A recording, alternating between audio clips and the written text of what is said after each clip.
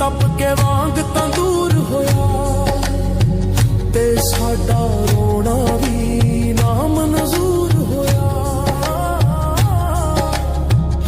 ਹਾਂ ਇੱਕ ਰਾਤ ਦਾ ਜਾਗਣਾ ਬਹੁਤ ਔਖਾ, ਇੱਕ ਜਾਗਦਾ ਦੁਖੀ ਬਿਮਾਰ ਰਾਤੀ, ਜਾਂ ਰਾਤੀ ਚੋਰ ਤੇ ਠੱਗ ਜਗਦਾ,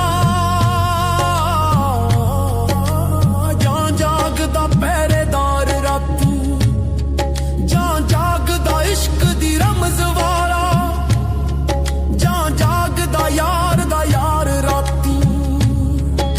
ਵਾਰਿਸ ਮੀਆਂ ਸਭ ਸੁੱਤ ਜਾਂਦੇ, ਬਸ ਜਾਗਦਾ ਪਰਵਰਦੀਗਾਰ ਰਾਤੀ।